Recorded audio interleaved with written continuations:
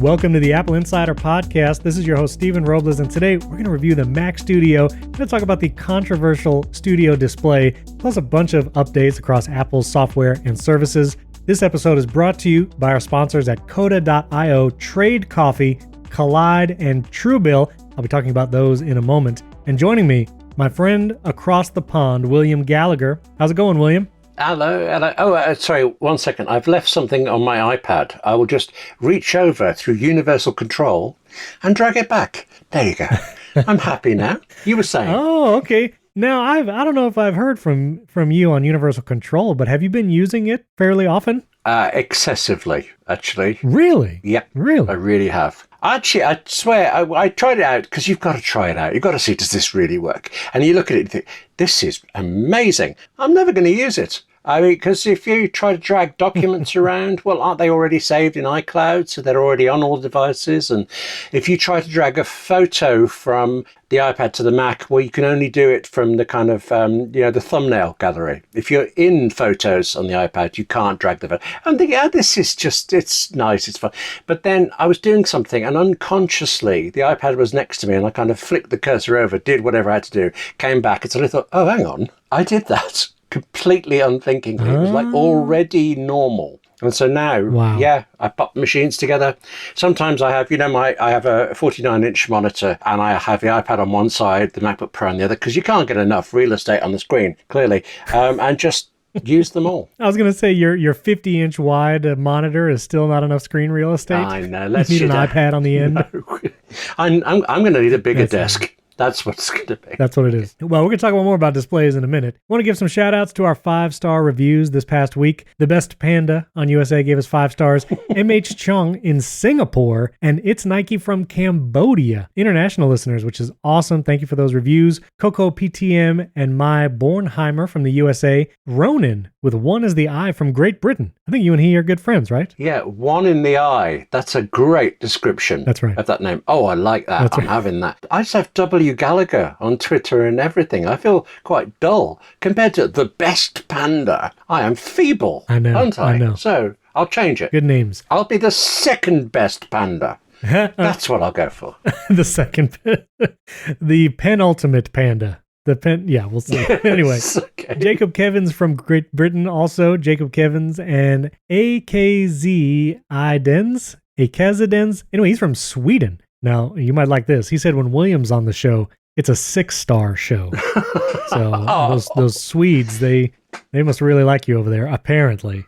Hang on. Do I owe you money? Is this what's going on? No. Yeah, that's, yeah. No. Okay. No money necessary. He said it, not me. Okay, well, I have a new favorite country then, Sweden. Yay. The whole country. Because there that you one go. comment. The whole country. If I could pronounce the name, I'd be more specific, but you're a star. Thank you. Well, thank you all to those reviews. Keep them coming. We appreciate it. I wanted to do some follow-up. Last week, Wes and I were talking about the icons that are found on the iPhone SE screen wrap when you take it out of the box. And actually, Justine said in her video, that's where I got it from, that couldn't remember if this is just an iPhone SE thing or others. And I was so surprised. Many, many people tweeted their photos at me, DM'd and emailed, and they kept the paper that was on their iPhone 13 Pro and their iPhone 12 Pro.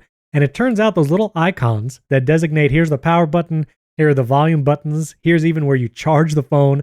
Those little icons are actually on the Pro model phones as well. So on the little screen covers, when you open up your iPhone 13 Pro or 12 Pro, those little icons were there to kind of show where you do the stuff on the phone. So I thought that was fascinating. Thank you to everyone who sent that in. Yeah. I don't know, I don't see it. I guess in my haste to open a new phone, I just rip it right off. Same here. I mean, with, taste and decorum, but haste and speed as well. Yeah. The things you miss, that's the level of detail Apple goes to. That's really impressive, isn't it? I mean, wasted on me, clearly, and you, clearly, right. But otherwise, impressive. Yeah, and now I'm curious. A couple people said they think it started with the 12 models, and maybe the iPhone 11 and earlier did not have those little icons. I could not remember for the life of me ever seeing those. So I'm curious, come iPhone 14, be looking for those little icons and take a picture for historical purposes to see if that's something they still include. One other piece of follow-up, listener Bill Shearer actually emailed me. And one of the new features on tvOS that we talked about last week was the ability to connect to captive networks at a hotel. previously it was very difficult to get an Apple TV on a hotel network, really impossible without the captive feature that's now been added in tvOS 15.4. But he said he traveled a lot. He would bring his Apple TV, and what he would do, I don't know why I never really thought to do this, he would literally call the hotel and ask for the IT department, and the IT department would then add the IP or the MAC address, whatever it is, of the Apple TV device.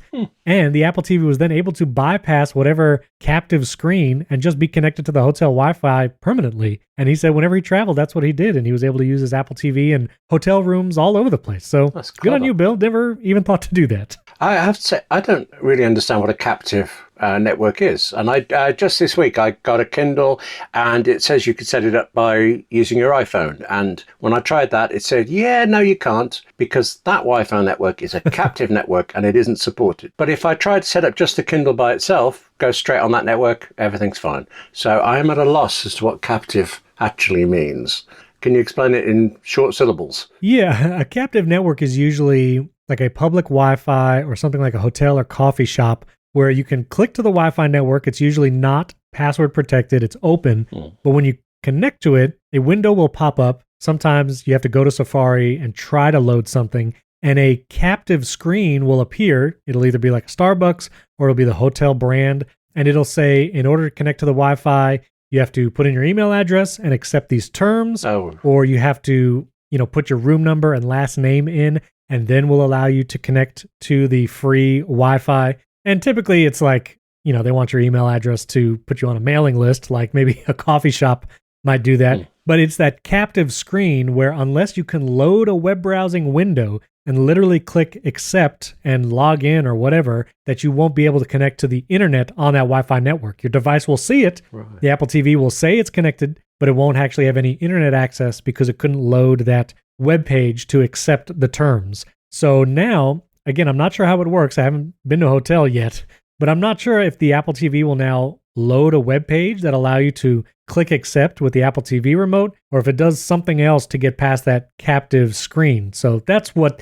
the feature in 15.4 did. That's very interesting. Thank you. So I don't know if this affected you, William, last week, but Monday, March 21, at the beginning of the week as we record, there's actually a massive Apple service outage. It affected iMessage, iCloud, all the Apple stuff. I noticed a little bit, especially I was iMessaging people at the time, and I saw it go to SMS text, and I thought all my friends switched to Android, and I was very concerned for a moment. But that wasn't the case. It was just an Apple service outage, and it was fixed, hour or two later, but pretty widespread for an Apple service outage. But did this affect you at all? Oh no, you were probably done with your workday at this point, right? I was so engrossed writing a script in Final Draft that I noticed nothing until I'd done, came out, and then everybody was telling me, oh, it's back, everything's all right again. Oh. I totally missed the entire thing. Oh, yeah. Okay. Well, good on you. Powers of concentration, Yeah. Bit rare. Got to boast about it when it happens. But yes. There you go. All right. Were you in the middle of things? Did it hold you up apart from suddenly deciding that maybe you've made the wrong choice in life and should get Android like your friends appeared to? Yeah, I didn't notice too much. I think there was some weird calendar stuff I was experiencing, trying to set up events or whatever, but maybe iCloud Drive. I don't know. Monday is an admin work day for me usually, so I'm not heavy like trying to access Apple TV or Apple Fitness. I know you do Apple Fitness every other hour, but that's just me. Yeah. I've actually used up all of the workouts. Apple TV. Apple actually phoned me saying, "Can you just slow down a bit? We can't keep up." But wow, that's you got to do it. Yeah, so, very good, very good. Outage is over, so everything should be good now. But Apple has a status page for all their services, and so if you're ever wondering, is there an outage? Have my friends switch to Android? I'll put a link to that outage page. You can always check on Apple's website and see what services, if any, are having issues. Now, big news, Apple Wallet actually launched the driver's license and digital ID feature in exactly one state, Arizona. And this feature was apparently big enough where Tim Cook even tweeted about it. This was announced last year at WWDC about digital ID and driver's license. There were a bunch of states announced to support it, but the first one that you can actually do it in is Arizona here in the United States. And so I am announcing that I will be moving to Arizona strictly for this one. No, that's not true. I'm not doing that. It's a weird situation because Apple announced Arizona, Georgia, Connecticut, Iowa, Kentucky, Maryland, Oklahoma, and Utah would all be supporting Apple Wallet driver's license. They actually announced some additional states in this most recent announcement. Colorado, Hawaii, Mississippi, Ohio, and Puerto Rico are going to get access to this digital driver's license and Apple Wallet, but unknown the timeline, which is kind of troubling. Now, some people are blaming Apple, like, why aren't they rolling this out? Why can't they provide more information? But I also think that the states, at least here in America, really are slow on this uptick, because I've been checking the Florida Smart ID website, and this will only apply to people who live in Florida, but I'll put the link to it. But their website said, November 2021, we're launching digital IDs. And literally nothing has happened. I've emailed them 4 to 5 times asking for early access, and just nothing. So I really feel like the states, specifically here in America, are dragging their feet and just not knowing what to do with it. But that's what I think. I'm sure you're right. I didn't work in local government, but I worked with local government people, and speed was not a high priority there. You can imagine Apple is really pushing to get this out everywhere. So it's a big thing to adopt in a state. I'm not saying it's a trivial thing, but I still think, I think you're right. The holdup is at the states. Yeah. So hopefully soon, again, we're going to be hitting WWDC pretty soon this year, just a few months away. So I'd be curious what updates they would have for it. Speaking of their expansion, though, of cards and such, Apple Card might soon be coming to your neck of the woods, William. Oh, yes. It was announced that Apple has acquired Credit Kudos. That's a lot of sounds right there. Apple acquired Credit Kudos, a UK firm for credit card processing. There you go. And so it was actually a credit. What was it? What was Kudos? You're over there. What was Credit Kudos? Do you know? Well, nobody had ever heard of it till now. Okay. But as I understand it, what it does, it's not for individuals like me or you. It's for banks. It helps bank with their checking, their verification, the credit status, credit score checking on potential applicants and things. Gotcha. So, what else could it possibly be before but a international card? But Goldman Sachs is international. I don't understand why Apple isn't just rolling it out with them. But nonetheless, since the moment I heard this, I have been typing with crossed fingers. Everything with crossed fingers. Yes. That Apple Card, when I got this Mac Studio I'm using to record right now, Apple Cash Back was pretty nice on that. I'm just saying. You get 3% cash back. So, oh, goodness. Yeah. I forgot about cash back. Oh, yeah. And you got it, the Mac Studio, since previously, last time you and I spoke, it was on its way. That's right. But now it's there, and it's fantastic, right? Is it? Oh, yes. Well, we're going to be going more in depth in a moment, because I have some thoughts. Oh, good. But yeah, it said it was delayed, and then day of launch day, what was it, March 18, last Friday, it showed up. It updated, delivery updated overnight, and it said, just kidding, coming today. And it did. It did, and it's sitting right here. The thing is chonky. It's a Big Mac. No pun intended with the McDonald's branding, TM. Trademark. But I want to talk about that in a minute, because I have some thoughts. Excellent.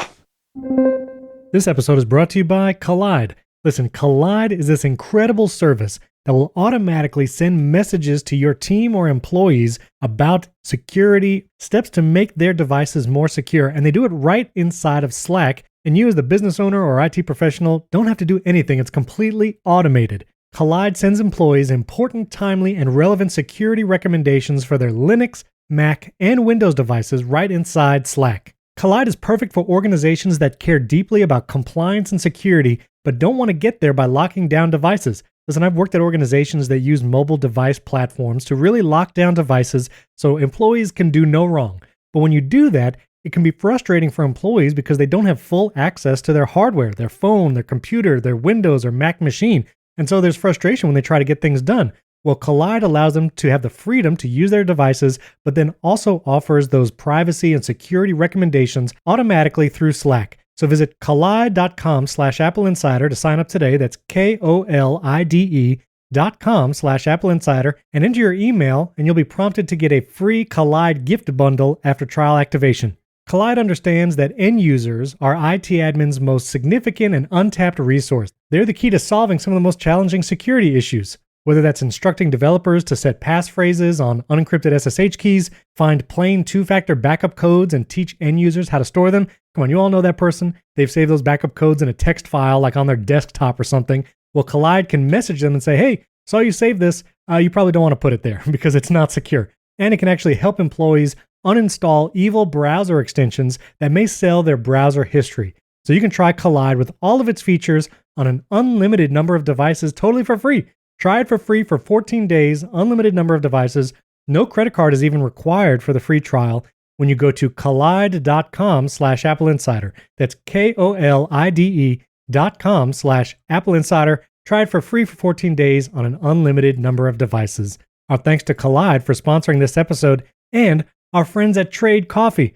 Listen, you might not realize this, but 90% of the coffee from a grocery store is actually stale. Yes, that's right. It's been sitting there for a while. You don't know how it's been roasted, so your coffee needs an upgrade. Rather than rebuying the same old beans that you get at your grocery store, get something from Trade Coffee. They'll send you something freshly roasted and literally guaranteed to love. Trade sells the freshest roasted and ethically sourced beans from America's best independent roasters, and they ship it free to you as often as you'd like, whole or ground. Whether you're a coffee nerd or just want a better daily cup, Trade's real coffee experts taste test over 400 roasts and use technology to match you to your ideal coffee based on your preferences.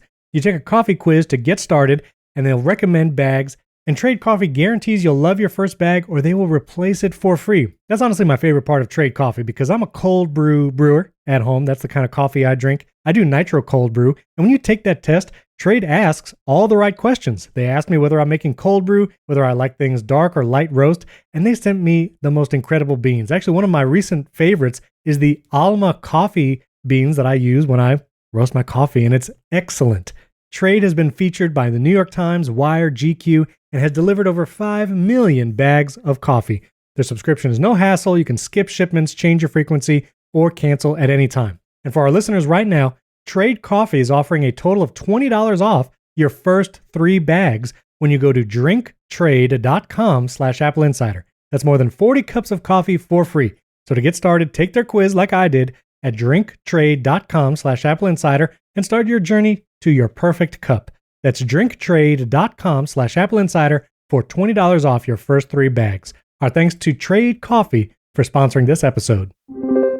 Apple actually announced some big updates to Apple Podcasts, specifically for podcast creators. It's going to be offering more analytics in the Podcasts Connect dashboard. The metric that they're specifically surfacing is followers. You know, the whole terminology around podcasting has been in flux about what is a subscriber, follower, all that. But in Apple's parlance, you like that? You like that word, parlance? Very good. Yeah, thank you. Their word for when you follow a podcast so that when new episodes come out, you might get notified, they might automatically download. Their terminology is a follower. And the reason why they say follower, in past years we have said they subscribe to a show, is because subscribers now implies that they are paid. Like for the Apple Insider show, you can become a paid subscriber for $5 a month. You get an ad-free version of the show every week. And so a subscriber is paid, a follower is just someone who follows it for free, any show. And so podcast creators will now be able to see their follower count in addition to downloads and listening time. It's a helpful metric because if you have a ton of followers but not as many downloads, would be concerning, or vice versa. Maybe you have on parity followers and downloads, or that analytics is going to be helpful for podcasters to kind of see what's going on. And they also released another article saying how Apple puts shows in the top charts for Apple Podcasts. That's usually been a long time like mystery, like how do you chart in Apple Podcasts? And they released a whole description about it. And honestly, 5-star ratings are a factor, but larger factors to charting in Apple Podcast includes people who finish listening to an episode. So if someone actually listens to 100% of your episode, that means that they are more invested in the show. That will lead to higher ranking in the charts. How often people listen, like if you have a weekly show, do they listen weekly or less so? And so there's a lot of other factors they actually use in that charting. So I'll put a link to that article that talks about the podcast charts and also to the updates to followers. They also have a Jumpstart program. So if you need help starting a podcast, or if you're a business and you want Apple's direct help on how to launch a subscription and a channel, they actually have a new Jumpstart where you can sign up and Apple will actually help you, kind of give you one-on-one coaching to starting a podcast. I thought that was pretty interesting. It makes sense. I remember, was it last year, pre-COVID, however long ago that was. I did a job where I ended up interviewing a woman in the UK, I'm sorry, I blanked on her name. She had a really good company name as well, who trains podcast people. And she went through all of the various podcast platforms and all of the information you do and don't get to help you grow, you think. And Apple was just the worst by far. It was not returning any details of followers that she could get to, and all the rest were doing so much that she could give to advertisers. Well, I mean, I use a YouTube channel and I pay absolutely no attention at all to any of the statistics with it because I like it. And I'm not about growing it. It's just me talking to you talking to me, having a good time. And it happens to be growing very nicely. I suppose if I were being sponsored for it, I'd have to report data like that. And now through this type of thing, you can on Apple Podcasts as well as other places. So it's a good thing all round. Oh, yeah. Yes. Absolutely. And advertisers always want as much data as you can provide, obviously. So more data is good. I did think that maybe this was unique to Apple, but that is actually incorrect. The second biggest podcast app right now, people listening the most, Apple Podcasts is still number one. The most people listen in that app. Second is Spotify, probably due to all the exclusive deals and everything Spotify's been doing. Wow. But I was curious if Spotify offered the same kind of data. And in fact, they do. They actually show you how many people follow your show in Spotify versus how many download and how many streams. They even provide this statistic, which hopefully Apple will adopt this as well. But they actually give you the number of how many people started your episode, but maybe didn't listen more than like a minute. And so they actually distinguish between streams, which is people listen to 60 seconds or more of an episode, and starts, how many people listen to less than 60 seconds. And, you know, as a longtime podcaster, it's a little disheartening, like to see how many people quit after the first 60 seconds of listening to a podcast. You know, podcasting has been a medium where people get more invested, people feel like they know the host, there's like long-term relationships there. But with all this kind of data-driven metrics, it now feels a little bit more like TikTok and YouTube, where it's like you have to catch someone's attention in the first 10 seconds of a podcast episode. Otherwise, they'll just stop listening. And now even Spotify distinguishes between starts and streams. And there is a disparity. There is like a not insignificant number of people who will listen to a few seconds, but then not listen to the rest of the episode. So I don't know, William, maybe we should do some jokes at the top of the show or something to keep people invested. Okay. Man walks into a bar. Ow. Yeah. Okay. That's all I've got. All right. And you're just looking at me now. I got one. This is a one-liner. Yeah. You can tune a piano, but you can't tune a fish.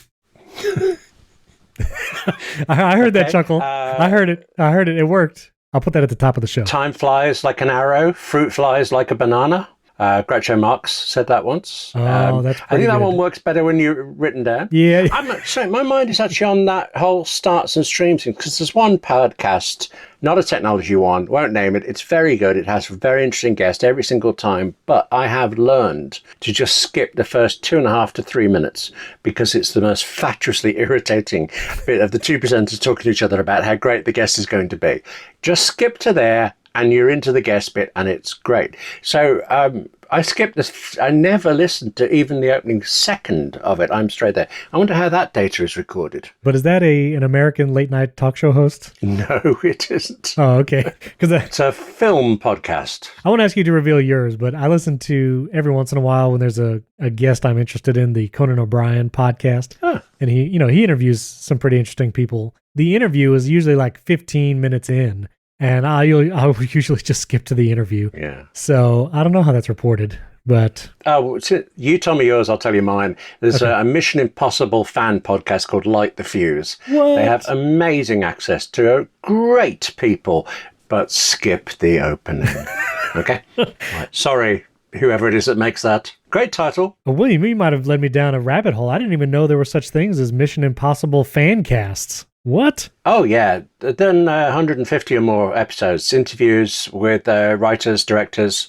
I think the only person they haven't got on yet so far is Tom Cruise, but they've got everybody else you can think of. Wow. And a minute-by-minute analysis of some of the things. And since I like those films, it's really interesting. Yeah, no, I love those films too. I'm feeling pleased to tell you guilty about dissing the start. So let's just all listen to it, but not say where we found out, okay? Okay, very good.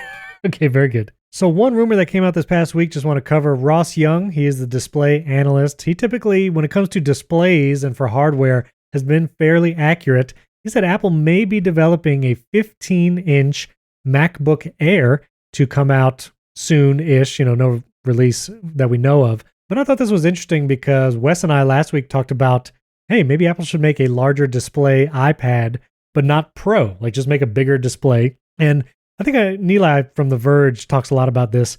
If you give people an option at a cheaper price point to get something with a small screen or a big screen, people will always go towards the bigger screen, at least the mass market. The iPhone minis have been a little bit indicative of that, because even though everyone says they love the mini size, in the mass market, they just don't sell as well as the larger screens.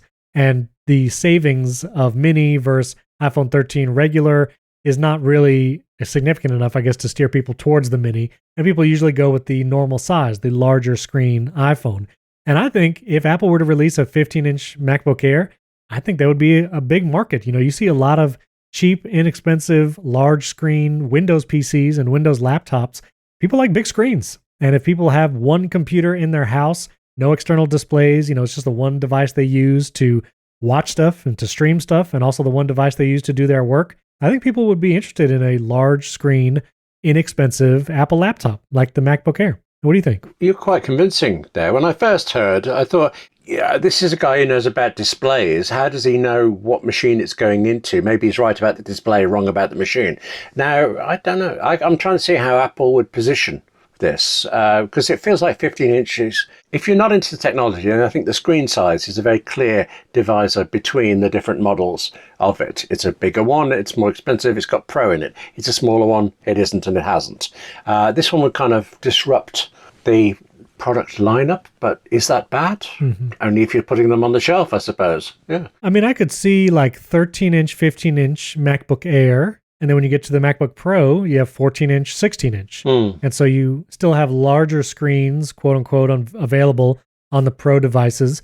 But if you don't want the power, you can still get a larger screen. And that's long been one of the issues with Apple's product lineups, whether it's the iPad, the iMac, and the MacBook Air. If you want a larger screen, you have to get the Pro models of things, or you have to get the more, obviously it would be more expensive being a larger display, but it's also additional expense because there's usually faster processors, or the base models usually start higher with higher specs. And I think it would be good to give people a choice of, if you want just the base model specs, you don't care about speed or any of that, or you just want a big screen and you don't care about promotion, you don't care about any of that stuff, like here's a 15-inch. Apple used to make 17-inch laptops. Those things were like boats, like surfboards. You could just ride those things. The 16-inch MacBook Pro is the biggest screen you can get. And again, that is a very Pro device.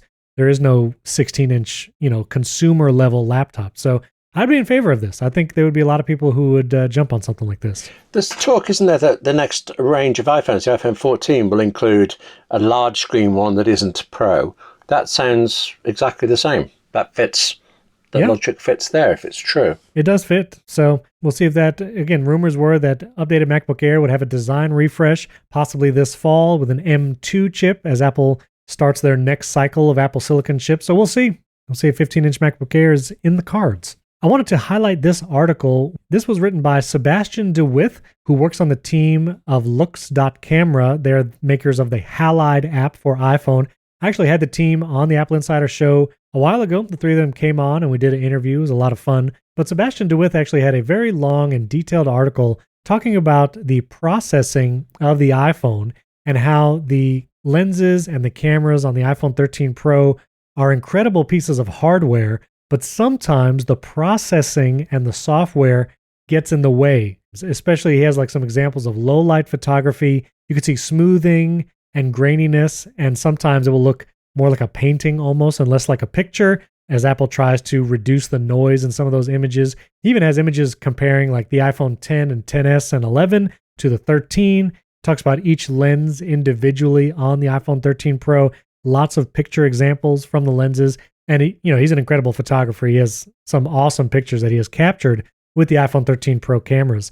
But I thought it was a fascinating article. It's an interesting discussion on whether or not the processing is maybe a little too much at times, and maybe Apple should give you kind of a little more raw version of the image. But that's why there are great apps out there like Halide, where you can really go raw. You can shoot Pro RAW, you can shoot RAW, and you can kind of reduce the amount of processing your pictures take. So I just wanted to say it was kind of a fascinating article, and you should check it out, listeners, if you're interested in the cameras. I'll read that. Now, this next piece of news was interesting. Apple actually stopped rentals and purchases on Google TV and Android TV from their Apple library. So it had been until this past week that you could rent a movie or purchase a movie or TV show in the Apple TV app on the Google TV and Android TV devices like the Google Chromecast.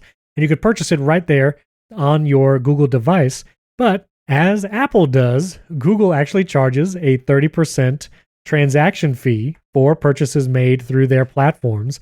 And so I guess Apple got tired of paying that 30%, and you can no longer rent directly through Apple on those Google hardware devices. You can still access your purchase history, and you can access, I think maybe you can access a rental if you do it. I'm not entirely sure. But I thought it was interesting that Apple pulled out of ability to purchase on Google's platforms. And I might check real quick as William waxes poetically about something related to this topic. But I'm curious if I don't think you can actually rent Google TVs and movies through Apple TV. So I'm going to check to see if there's actually a feature there. But well, William, what do you think? All these walled gardens, conflicting leather. I have no problem whatsoever with Apple charging 30%, Google charging 30%. I remember in the days when you used to go to shops and things, and the cut that the shop, the delivery people, the retail, everything got, the creators would get a lot less than 70% of whatever it is. So no problem with that at all. But I do find it funny that Apple pulled out of this after everybody's been complaining about it charging. Yes, so I'm not sure. That was waxed. That was lyrical. It just wasn't long enough. Have you found out the answer? It was a perfect length. I have found out, and I'm on an Apple TV right now. And if you go to the YouTube app, there is a movies and shows section, but all of the ones that you would have to pay for say preview only. Oh. And there is not a way to rent or buy those movies here in the YouTube app on Apple TV. So let's be honest, Apple was really just making the feature parity between Apple TV and Google TV devices, where you can't buy or rent Google movies and shows on Apple TV, and now you can't rent or buy Apple TV and movies on Google devices. You can still access purchased Google movies on Apple TV. If you go to the YouTube app, I mean, makes sense. I don't know. I don't think it's going to be a big deal for most people. But I don't know. If you're super upset about this, tweet at us. We'd love to hear it. Also, last thing before we get to the Mac Studio and Studio Display, it was actually the 5-year anniversary of Apple acquiring the Workflow app and team. This was just this past week. It's been 5 years. Goodness. Matthew Casanelli, he's been on the show multiple times. He was on that original Workflow team that then worked for Apple for a time as they acquired him. Some of that Workflow team is still there. Workflow became Shortcuts, if you remember the history, and so that's the Shortcuts we have today is because of that Workflow team. So I am glad they acqui-hired that team. I'm glad to see what Shortcuts is, hoping that there are still some bug fixes and improvements over the short term. But I'm very excited to see what Apple does with Shortcuts at WWDC this year. How's Shortcuts been for you, especially on the Mac, William? I know you use it a bunch. Surprisingly good. Actually, I hear lots of horror stories, and maybe I just haven't done as many of them as I might, but all the ones I've carried over from my iPhone to the Mac have been, I mean, they all run, I've got things that do various regex stuff on text, so some of it is calling other apps to do things. Yeah, it all seems fine. I get very mixed up over things like on the Mac, you have the shortcuts thing and you can drag a shortcut into what will become the menu bar version of it. But then sometimes you lose it from a folder on iOS at the same time. So I've given up putting anything anywhere. I just run them raw and search for them when I need them. But on the other hand, there's an extension to Alfred that if I just type SC space, it'll offer the first 10 shortcuts in my list. So as long as they're somewhere near the top, I have quick access still and love it. I'm astonished it's 5 years though. I liked Workflow and I was afraid very much that it was going to go away, that Apple had subsumed the team and we'd never see the same functionality. But we do, and it's getting better and better. It is. You know, there was another acquisition like that, which was Dark Sky, which was my favorite weather app for iPhone. Apple acquired Dark Sky, integrated Dark Sky features into the weather app. But that was a situation where I think you kind of lost a little bit. It still has like notifications for precipitation, even like up to the hour. And I think it's been fairly accurate. But things like the maps and stuff, I feel like was implemented a little better in the Dark Sky app when it was standalone. Not always do you get everything that the previous app had and more. But thankfully, Shortcuts was that. And because it's an Apple product now, they can put integrations in there that they would not normally allow from a third-party app. So yes, excited for the future of Shortcuts. This episode is brought to you by our friends at Coda.io. You know what's great? Being able to work from anywhere. I really enjoy working remotely. I just need my laptop and a decent Wi-Fi connection. But what's not so great is when your team is spread out across the country and it's hard to get them on the same page, focusing on the same tasks and get organized. That's why I'm a big fan of Coda.io. I've used a lot of project management software and platforms in the past, literally dozens. I've tried them all, tried to implement them, and Coda is one of the best. It's beautifully designed, it's easy to use, and it works everywhere. Coda is endlessly customizable and it's connected. There are templates for anything and everything, whether it's a product roadmap, remote onboarding, tracking products, meeting notes, you name it, Coda has it. Coda adapts to growing teams and changing strategies. It can help change how you view information depending on what you need to do with it. And most importantly, Coda seamlessly integrates with the tools you need and already use. Everything in Coda is synced, so you make an update to a table and it automatically shows up everywhere. No more relying on copying and pasting important projects or just emailing documents back and forth that could get lost in the ether. Your team can operate on the same information and collaborate the way you want to, quickly and efficiently. With Coda, you can solve for just about anything, and right now you can get started having your team all working together on the same page for free. Head over to coda.io/AppleInsider. That's CODA.io to get started for free. Coda.io/AppleInsider. Our thanks to Coda for sponsoring this episode and our good friends at Truebill.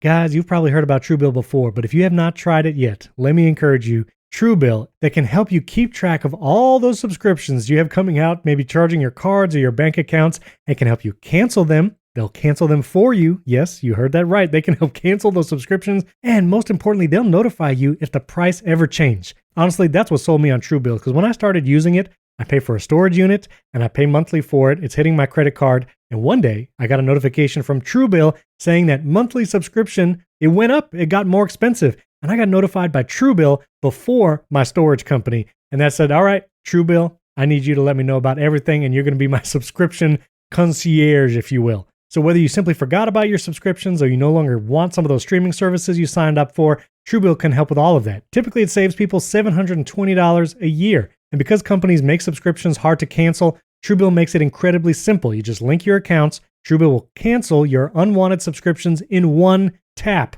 That's right, your Truebill concierge is there when you need them to cancel those unwanted subscriptions so you don't have to. Truebill has over 2 million users and helped save them over $100 million.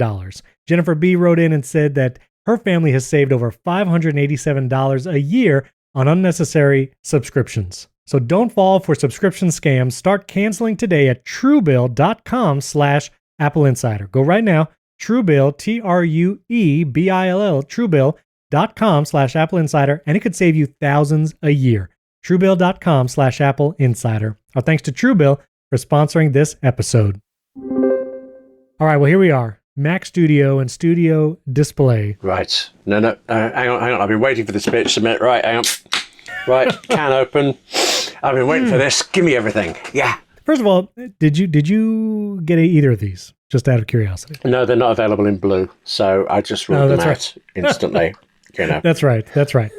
Okay, well, first of all, I want to highlight, you should definitely check out Max Tech, the YouTube channel. They did a teardown of the M1 Ultra Mac Studio the day it was delivered, like March 18.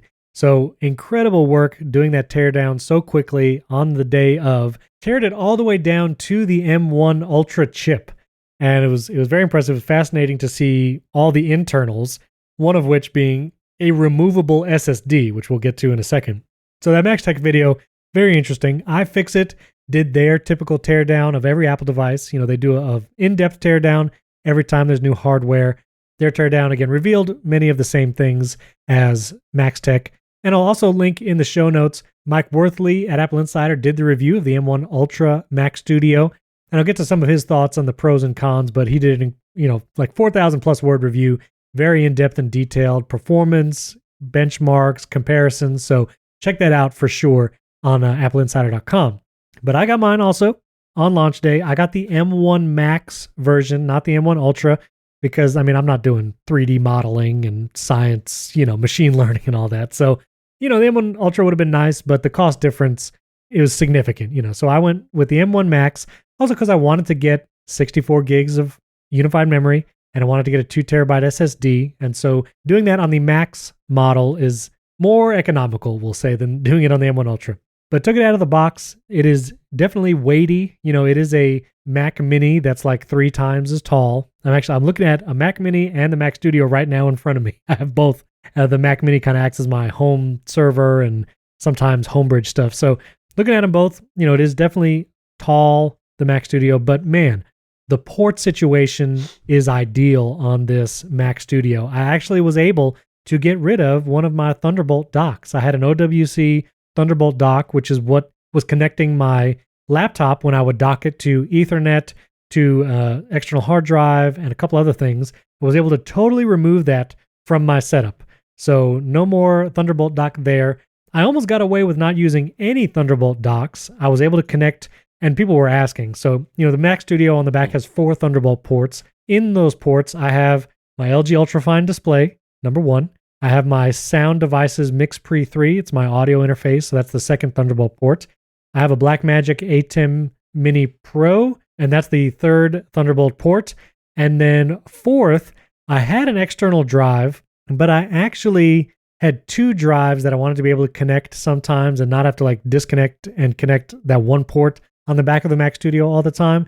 So I did keep my CalDigit Elements hub, which has 1 Thunderbolt out and 3 in. So it basically adds 2 more Thunderbolt ports on the Mac Studio. And so I kept that dock and used it to connect those 2 hard drives. And so I could have just gone with the ports on the Mac Studio and been pretty good, but I kept that one just to have a little more flexibility. And then the 2 USB-A ports, which I'm very grateful for those, my Stream Deck was still USB-A. So my Stream Deck is in one of those USB-A ports. And then I also had a dongle for the MX Master mouse, MX3, I think. And I don't use it often, but when I do, I like to, just have the dongle in there. I don't have to worry about Bluetooth. And so I put that in the other USB-A port. So all the ports except the HDMI port are full. Headphones, I got my headphones in there. So works great. Love the ports. Been using the SD card slot a lot for video footage. And so that's really helpful to just have on there. Don't have to worry about a dock or some USB hub. And then the USB-C ports on the front are actually really convenient to connect my Magic Trackpad, Magic Mouse, and Magic Keyboard when I need to charge those every once in a while. I don't have to leave them plugged in, so the front still looks clean.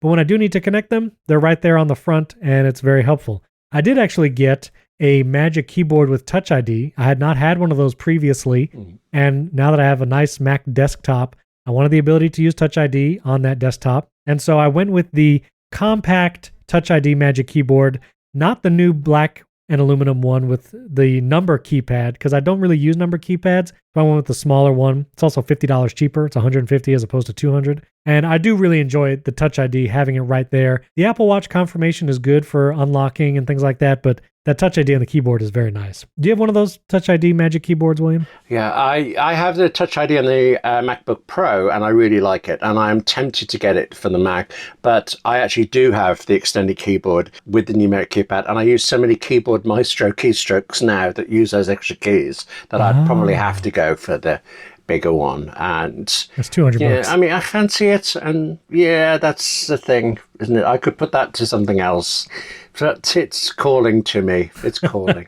Yeah, if you like the number pad, yeah, you have to another $50 to get the black and aluminum one. I kind of wish they offered both colors on both sizes. People who want the number keypad, if they want to get the white keys and the aluminum, I feel like they should be able to get it. And I would love to have the option of a black keyboard with Touch ID in the smaller version without the number keypad, but maybe one day. I would also love the colors that, you can get color matched Magic Keyboard, mice, and trackpads with the iMacs, and Apple still does not sell those colors. And it's like, come on, Apple. Don't make you have to buy an iMac to get a blue keyboard. I mean, it would be kind of cool just to be able to have the colors. But anyway. So I love the ports, love the hardware. When it comes to fans, in the teardowns that Max Tech and iFixit did, and you could even see this in the event when Apple announced it, but a full half of the height in the Mac Studio are those fans. It's the cooling fans. And so that's, the top part. The M1 Ultra version uses copper instead of aluminum heat sinks. And so it's 2 pounds heavier. And everybody said, who was on YouTube, yeah, it is noticeably heavier. So the fans, some people have said that they are hearing the fans regularly. I have heard the fans, especially when I'm exporting a lengthy video. I've heard the fans spin up And so, yes, I hear them. They're still very quiet and they do not bother me. And again, it's not constant for me. I really don't hear them unless I'm doing some video work. Fan noise, I don't think is a big deal. People may vary if you have super hearing and the fan bothers you, but not for me. That's not been an issue. I will say, when it comes to performance, it is very fast, obviously, in most things. The one place that I would really notice the performance difference is in Final Cut and on rendering videos. I have noticed renders, I go through Compressor. I send all my Final Cut projects through Compressor, so I have some specific presets and stuff that I do in there. That is very fast. Rendering is definitely faster than my M1 Pro, MacBook Pro. But while editing in Final Cut, I have actually noticed a lot of beach balls where it'll just kind of freeze for a minute, and I'm only dealing with like one multicam clip that has 2 4K videos in it. And my M1 Pro, MacBook Pro did not beach ball as often as this does. And so I have a feeling that there's some software optimizations that need to be done, maybe in Final Cut, maybe on the operating system of the Mac Studio as a whole. And I think there's something going on underneath the hood, because I really don't think, even though I got the M1 Max version, I mean, it really should not be beach balling as often as it did. Sam Cole, who does the iUpdate channel on YouTube, also tweeted that he's been noticing a lot of beach balls. So that's a little concerning, but I'm going to wait and see what software updates come out in the near future, and I believe it will resolve it, because I really don't think it's supposed to function that way. Obviously, rendering times much faster, exporting all that is very nice. Yeah, I really like it. All the teardowns did see that there's an SSD that is removable inside the Mac Studio. iFixit actually gave this thing a 6 out of 10 repairability, which for Apple devices isn't bad. Some Apple devices get like a 0 on repairability. But this one, you can take it apart yourself and put it back together. Max Tech put back there together M1 Ultra, and it works fine. But there is an SSD that is removable inside the Mac Studio, but apparently it's not something where you can put in a larger SSD card and it work. Like, it is a very, I guess, specifically tuned slot for an SSD. Maybe it's something that Apple will use in... Right, so you could take it out and you could take out the SSD and enjoy it in some way and then put it back. That sounds like... That's very useful. Yeah, if you want to admire it, frame it or something. Yeah. But it's probably more for Apple's Genius Bar and repairability on their side. Does not seem to be something that users will be able to manipulate or change or anything like that. So overall, I really like it. There are some quirks like that beach balling in Final Cut that I would like to see resolved soon, probably in a software update.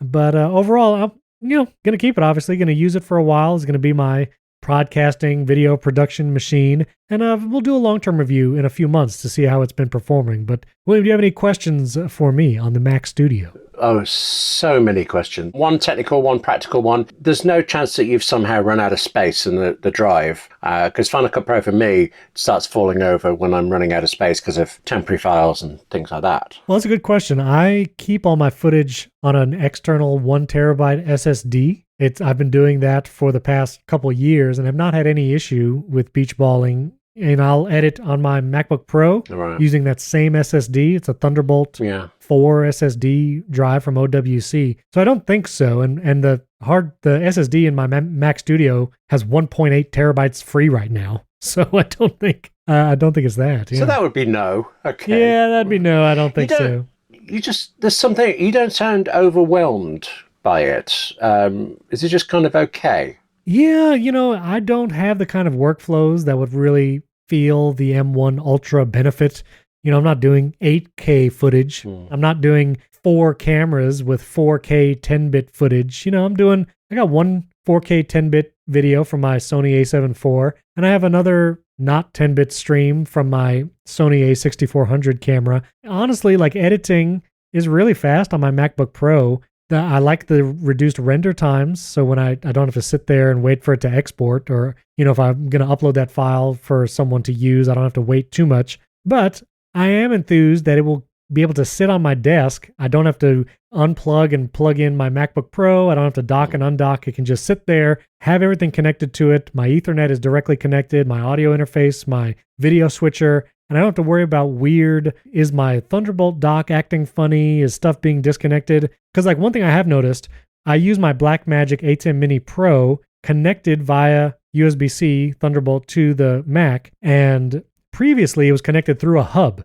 And I noticed that sometimes Skype and other applications like Zoom wouldn't see the black magic right away, and I would have to unplug and plug it back in. Assumed it was because it was going through that dock. But I will say now that it's connected to the Mac Studio directly with a Thunderbolt cable, one-to-one, that I have not had those issues. I have not had to unplug and replug it in. Right. Skype, every other app recognizes it right away. I don't have to restart anything. So that alone has been a very welcome improvement, I will say. My audio device as well. Every once in a while, it got a little funny, and I had to, turn it off and back on again just to get it connected back to the MacBook Pro that I've been docking and undocking, and not having to deal with that is very, very helpful. So yeah, I'm not like super enthused, but I like it. I really like it. So that last bit about not having to plug that reminds me of an argument I once heard in favor of Windows, that with Windows, at least you got a little break a few times a day when you could restart the machine to get out of a problem, go have a coffee, talk to friends, see the outside air. And with the Mac, you just kept on working. Yeah. Yeah, exactly. This is the kind of review that I like. I mean, you mentioned Mike Worthley's review on AppleInsider, which is, I think, the best all-round Mac Studio piece of them all. I mean, he tests them under secret laboratory situations. Everything's so detailed, it's so good. But for me, as a kind of creator who doesn't really follow specifications and things, it's when you hear somebody using it to do something that I find the most useful. What you've just said, but also there's a musician here in the UK called Mary Spender, who has a YouTube channel, and she's done quite a short video on the Mac Studio, but it feels much more informative to me than I ever get from benchmarks and specifications.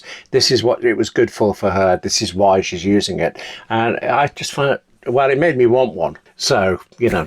That's not good, is it? Yeah.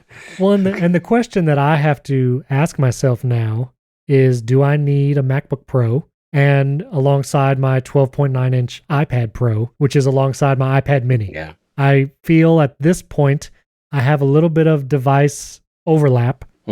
And there's a few things, like sometimes I like to do Final Cut on the go on my laptop, and sometimes I have to record a podcast not at my desk. Those are the two things that if my iPad Pro could do it, I might let go of my MacBook Pro. I might not even need it. I mean, that's really the two things I do with it. Also, some website development with Squarespace that's still not good on iPad.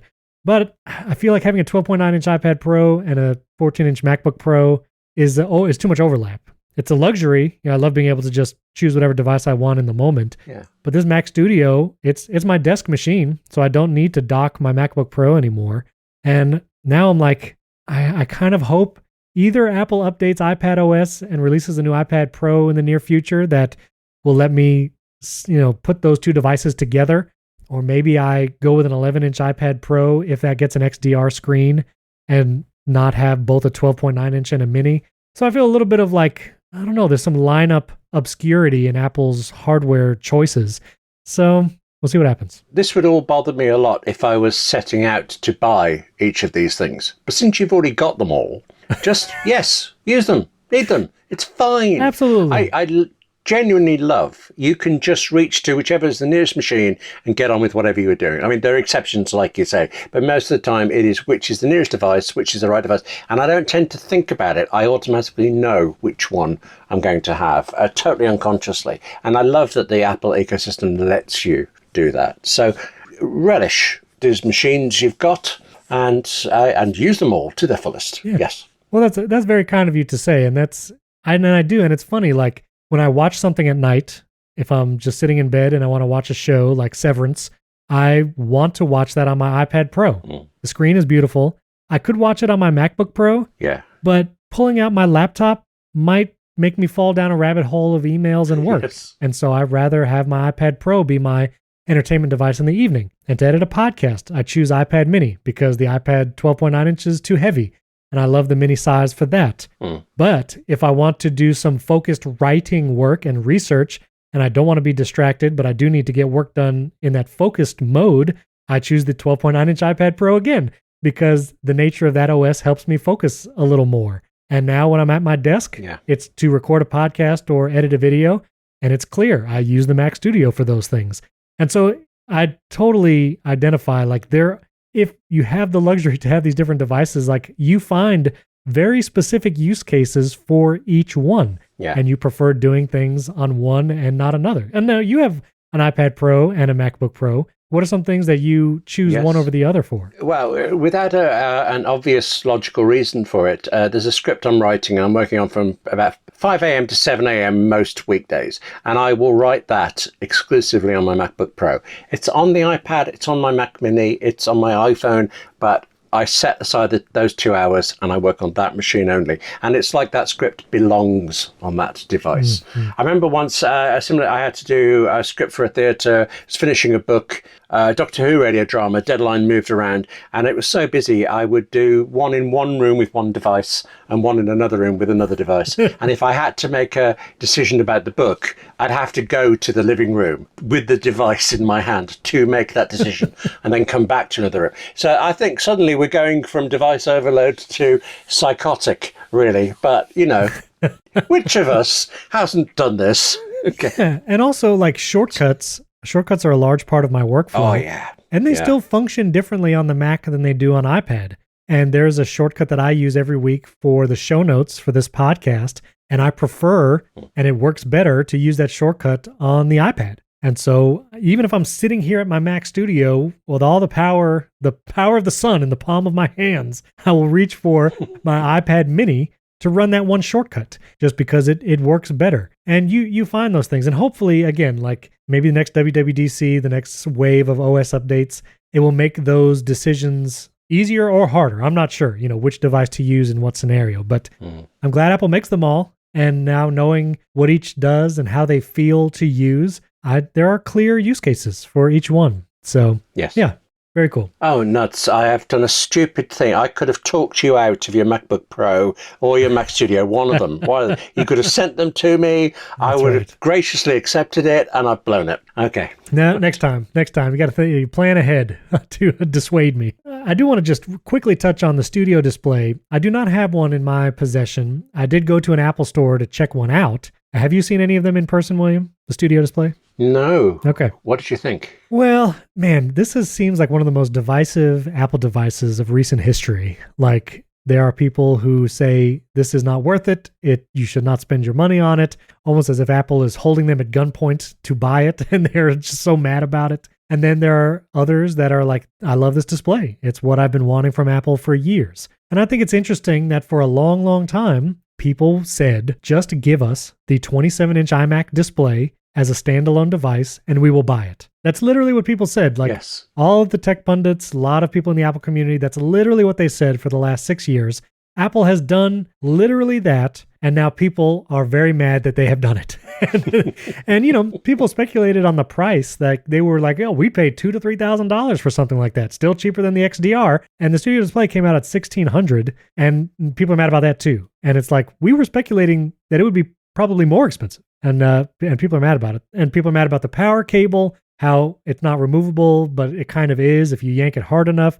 There's a video of Linus Tech Tips on YouTube yanking the power cable out. Very disconcerting video. Do not try to yank it out yourself. There's a special tool that Apple geniuses will have. There's weird things like there's 64 gigs of SSD storage on the Studio Display for whatever reason, like who knows why. Yes. So, there's some weird things about the display for sure. But when I looked at it in the Apple Store, all I had to do was tilt that screen a little bit, and the precise movement, the sturdiness, the hardware design was all communicated in that one tilt. And I was like, this is a very nice display. And if I didn't already have a good display at home, I have the LG 4K Ultrafine. If I didn't have that, this would be the display I would want. All right. And yes, it doesn't have ProMotion. It doesn't have the same HDR features like my MacBook Pro, but neither does this LG Ultrafine, and neither does a lot of monitors out there. A lot of monitors claim to have HDR support, but it's pretty lackluster and it doesn't look great. And no, the Studio Display is not the XDR, but I think you could clearly tell that because the Studio Display is $1,600 and the XDR is $6,000 with a stand. Yes. And so it is a different product for a different price range. But it is still desirable, but you don't have to buy it. You don't have to use it with the Mac Studio. You could buy any other display you want. And yeah, I don't think, it's okay. But if you want an Apple-made display that has beautiful hardware design, that's very sturdy and looks really good, no one complained about the display in the 27-inch iMac for the last 7 years, and it's still really good. That's the display, and it looks really good. So again, I have a good display at home. I'm not going to upgrade just yet, but if the funds allow and there's no other better option at the end of this year, I might get one because it's a really cool looking display. It has beautiful hardware design, and it would meet my needs more than enough. So I don't know. Those are my thoughts on it. What do you think, William? You've seen some of the controversy. Yes, the thing is, I have this large monitor, as I say, the 49-inch one. I know that this looks better. I mean, the resolution and things. I would swap to it if I could, but where in the world would I even store this giant widescreen monitor if I were able to swap over? And I know I'd miss the width. Never mind the width, feel the quality and all of that. But yeah, I'm okay with not being drawn to it. But I hope I don't see one in an Apple store soon, because I unfortunately saw a Pro Display XDR and that wrecked everything for me.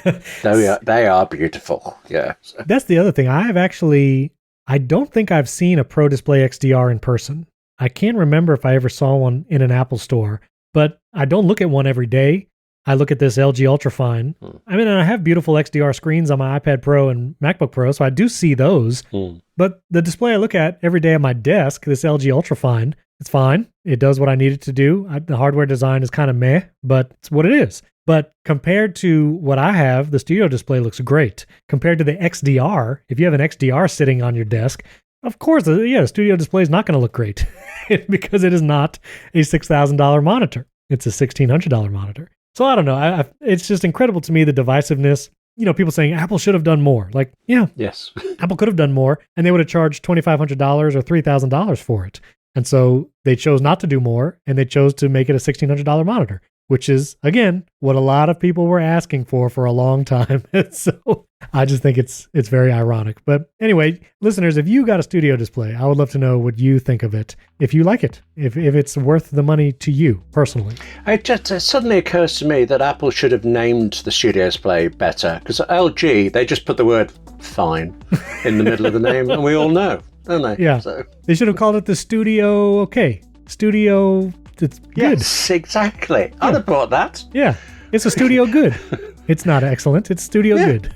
Studio, yeah. Well, you'll see William and my Twitter handles in the show notes. You can support the show on Apple Podcasts or patreon.com/AppleInsider. $5 a month gets you an ad-free version. And keep those 5-star reviews coming. I love seeing those, and we'll continue to give those shout-outs. So thanks for tuning in this week. We'll catch you next time.